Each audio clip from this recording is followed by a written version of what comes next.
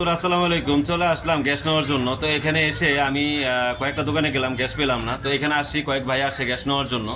তো গ্যাস কেন সংকট আমরা একটু শুনবো, জানবো তাদের কাছ থেকে। আসসালামু আলাইকুম।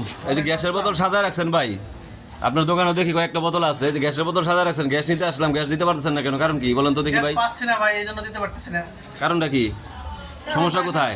সমস্যা, মেন সমস্যা আমি মনে করি ডিলাররা করতেছে। কি ভাই আপনি কি বলেন? ভাই ডিলাররা ভাই আপনি কি বলেন? ভাই গ্যাস তো নিতে আসছিলাম, গ্যাসের দাম এখন নিব কিভাবে? আর গ্যাস তো নাই তার কাছে। আসলে গ্যাসের দামটা বাড়লো কোথায়? আমরা তো টিভিতে দেখি যে গ্যাসের দাম সরকার নিয়ন্ত্রণ করছে। ভাই এটাই তো বুঝতে পারতেছি না। দোকানদার তো বলতেছে ডিলারের দোষ।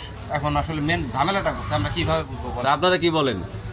ডিলারের দোষ, ডিলার গ্যাস দেয় না তো। তো সারা বাংলাদেশে সব জায়গায় তো ম্যাজিস্ট্রেট রেট দিচ্ছে, তো আমাদের এই জায়গায় তো কোনো কিছু হচ্ছে না ভাই। আমাদের এখানে তো ম্যাজিস্ট্রেট আসেও না, রেটও দেয় না, কি কমপ্লেনও দেয় তো না। আমাদের এই দক্ষিণ গাজীচট বাইবেলে এলাকাতে যত ডিলার আছে, ডিলার পয়েন্টগুলোতে যাইয়া রেট দেওয়াটা উচিত।